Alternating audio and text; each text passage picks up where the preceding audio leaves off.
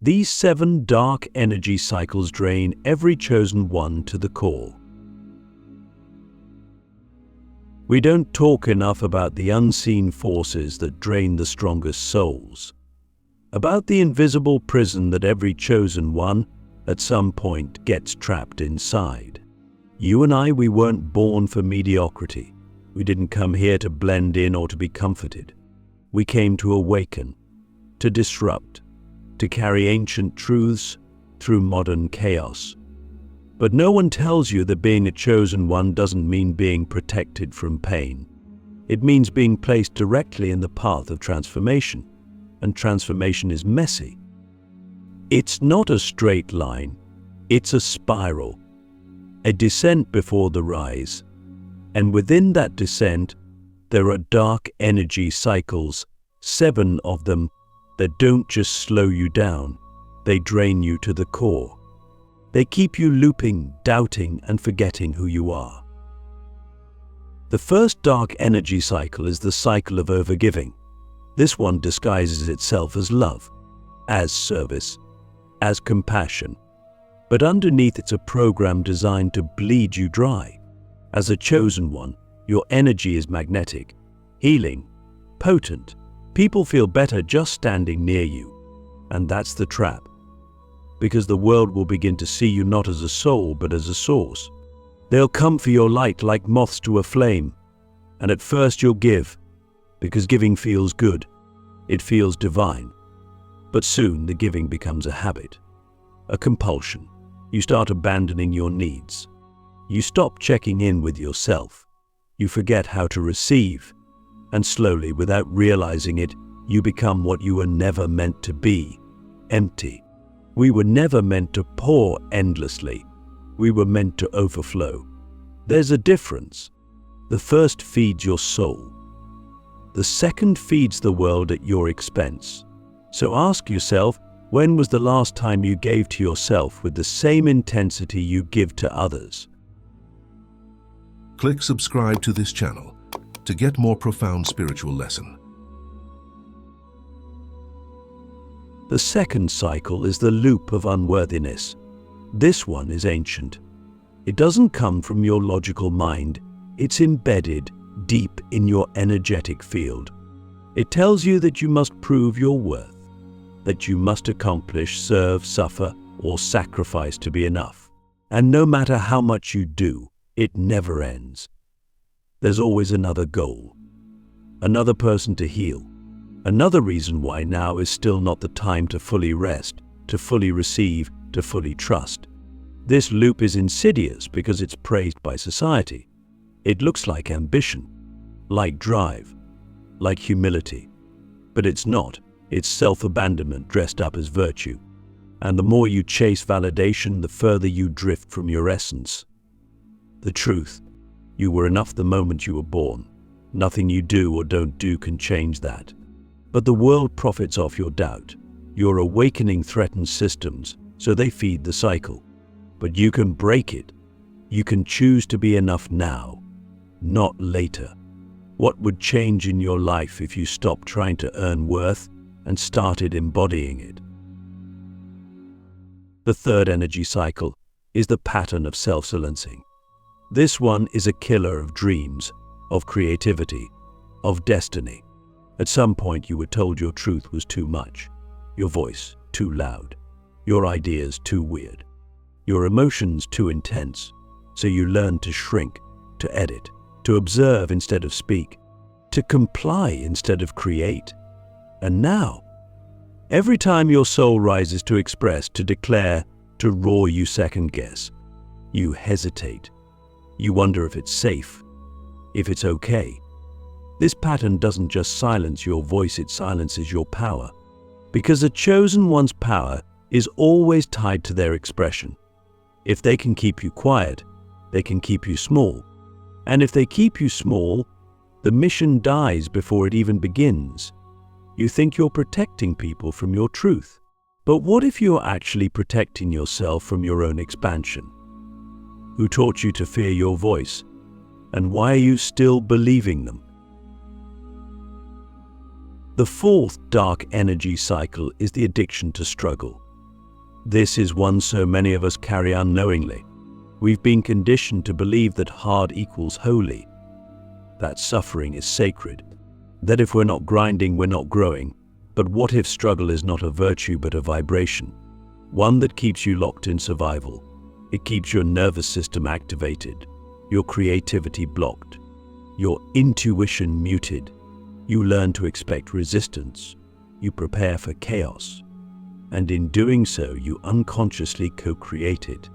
Because peace feels foreign. Ease feels dangerous. Rest feels lazy. But the most powerful chosen ones I've ever met, they flow. They trust. They let go. They create from alignment, not adrenaline. And their lives expand accordingly. So the real question is not how much can you endure, but how much ease can you allow before you sabotage it. The fifth cycle is the loop of spiritual bypassing. Yes, even the awakened fall into this one, especially the awakened. This is when we use spiritual language to avoid emotional truth. We say things like everything happens for a reason or it's all love, when what we really mean is I don't want to feel this. We meditate instead of cry. We journal instead of confront. We quote scriptures instead of setting boundaries. This loop is dangerous because it comes in robes of light, but it keeps you disconnected from your shadow. And without your shadow, your light is incomplete. You can't heal what you won't admit. You can't transcend what you won't touch. True spirituality is not about escaping pain, it's about alchemizing it, transforming it, turning wounds into wisdom. What have you been spiritually avoiding in the name of peace? The sixth dark energy cycle is the pattern of isolation. The more awakened you become, the more alone you might feel.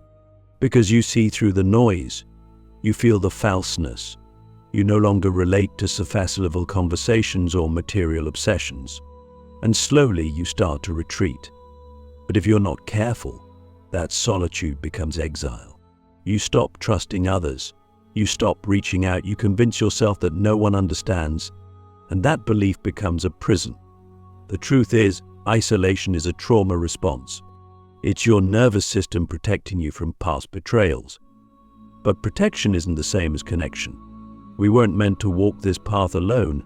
Yes, solitude is sacred, but so is community. So is being witnessed. So is being loved in your mess.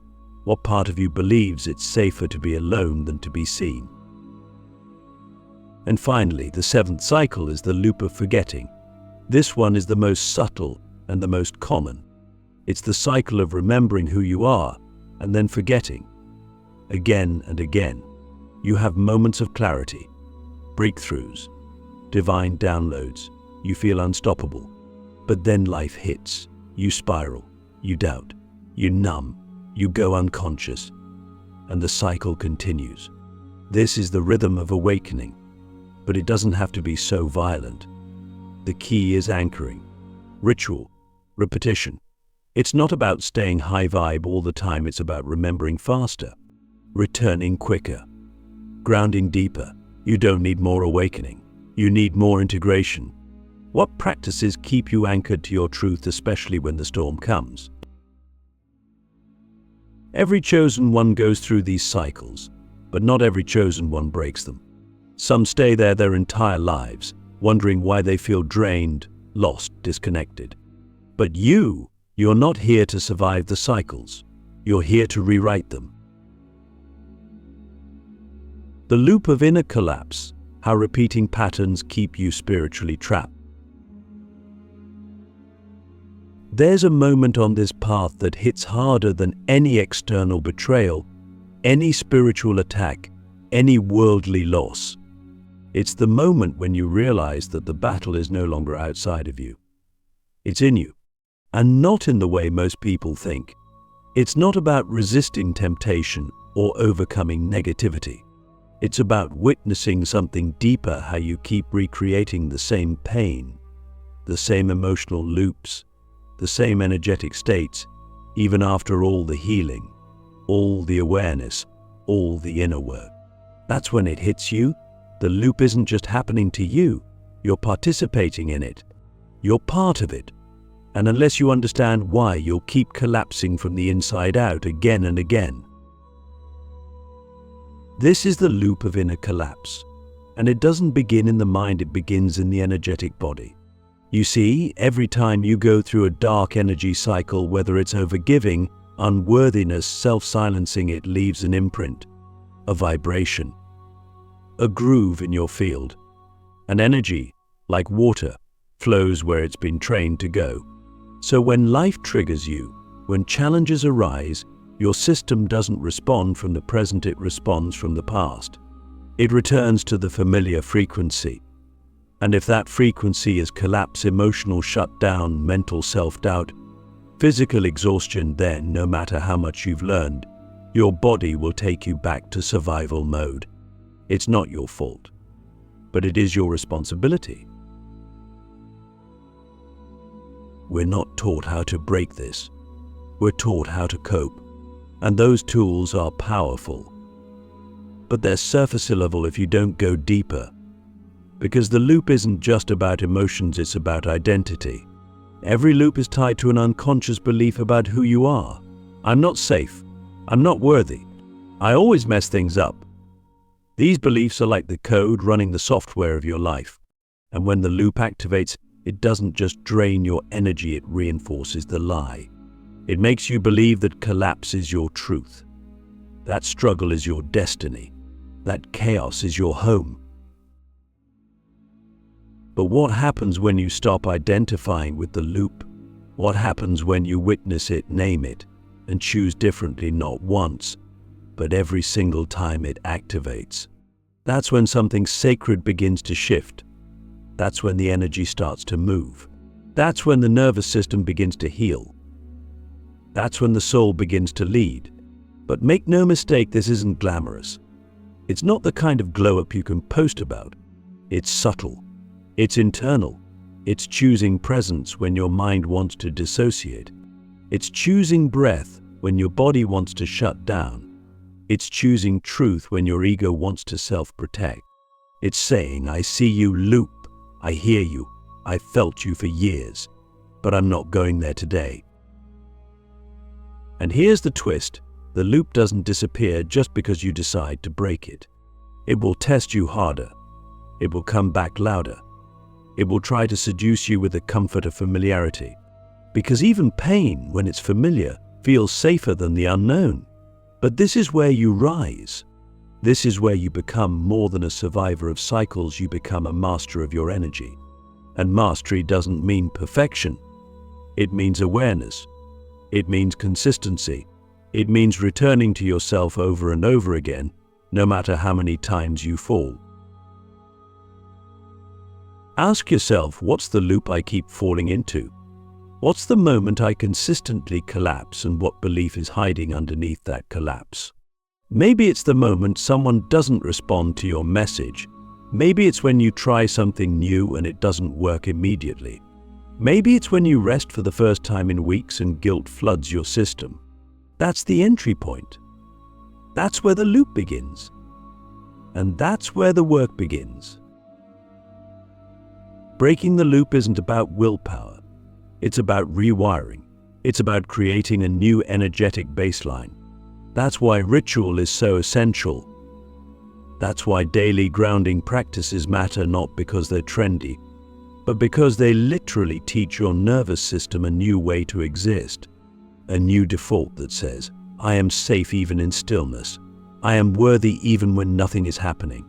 I am powerful even when I rest. These new truths don't just change your mind, they change your energy. And when your energy shifts, your reality follows. But here's the final key, and it's the one most people ignore.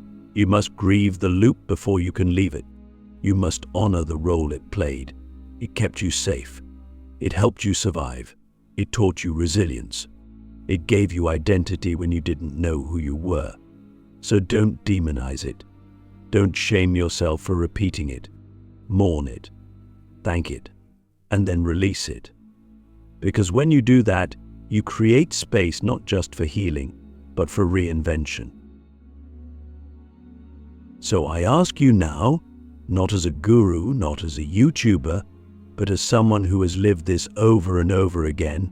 What loop are you ready to grieve? What identity are you ready to shed? And who could you become if you no longer collapsed under the weight of it all? The hidden mechanics of energy drain, why ascension feels like suffering before liberation. There's a truth that very few talk about in the spiritual world, because it's not marketable, it's not pretty, and it doesn't fit the narrative of instant healing or love and light fixes. The truth is this: ascension, real, soul-level ascension, often feels like suffering before it ever feels like liberation. And there's a reason for that. A reason rooted not just in metaphysics, but in the architecture of how energy, spirit, and identity interact when you're evolving. If you've ever wondered why your spiritual growth has felt like a series of breakdowns, setbacks, losses, and emotional chaos, it's not because you're doing something wrong. It's because you're doing something real. When you begin to rise, to awaken, to activate the deeper codes of your soul, you're not just stepping into new energy, you're disrupting old energy. And the old doesn't go quietly. It fights. It clings. It seduces. Why? Because your current energetic structure, even if it's rooted in pain or dysfunction, is still a structure.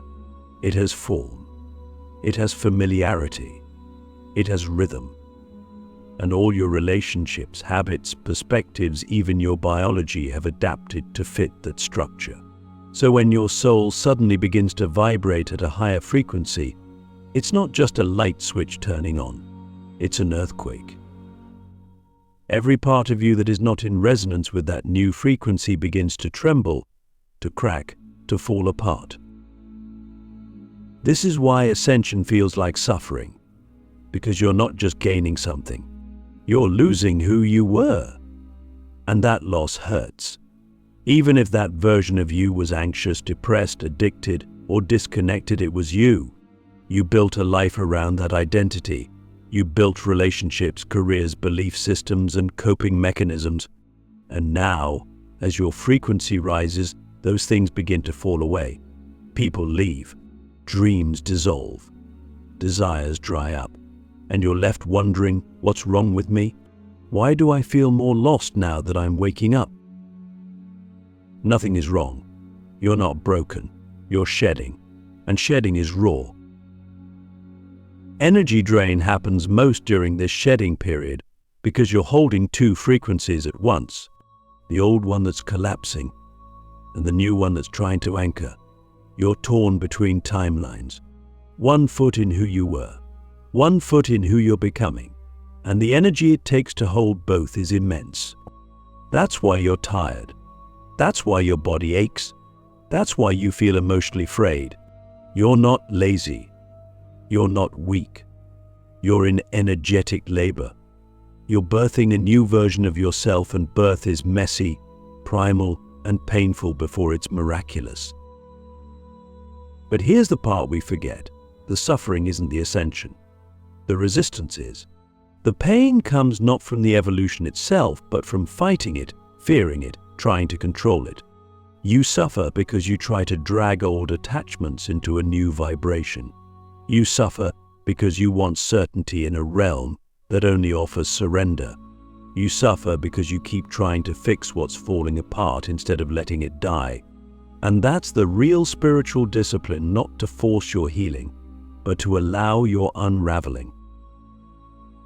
So how do we move through this without collapsing?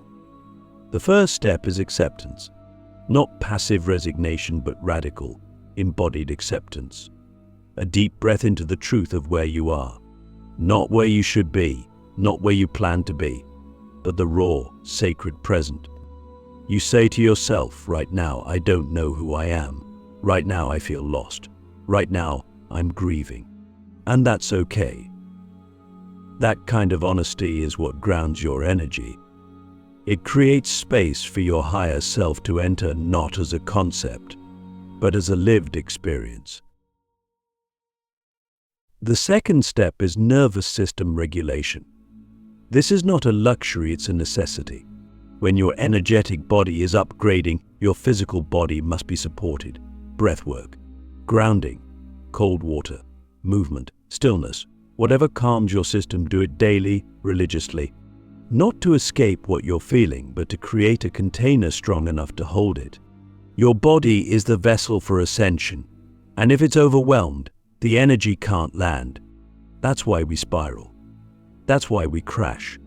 Not because the energy is wrong, but because the vessel isn't prepared. The third step is detachment from the story. When you're in the middle of the shift, the mind will try to make sense of it. It will tell you you're failing, that you're unworthy, that you're going backward. None of that is true. It's just the ego reacting to the unknown. And if you believe it, you'll re-enter the loop. You'll start trying to fix yourself when in truth, there's nothing to fix, only something to release. So when the thoughts come, witness them, thank them, but don't attach. Let them float by like leaves on a river. You are not your thoughts. You are the awareness watching them. And maybe the most important step of all, ask better questions. Instead of asking, why is this happening to me? Ask, what is this trying to free me from? Instead of, when will it end? Ask, who am I becoming through this? Questions open doors. They shift energy. They allow the soul to speak. And the soul always knows the way, even when the mind doesn't. So if you're in the thick of it right now, if you feel like everything is falling apart, if you're exhausted, confused, or numb, know this: you are not failing. You are ascending. And it only feels like death because it is. The death of illusion. The death of ego. The death of the version of you that was never truly you. And on the other side of that death is everything you've been asking for, praying for, calling in. But you can't think your way there. You have to feel your way there. You have to trust the process even when it burns. Because the fire isn't here to destroy you. It's here to forge you.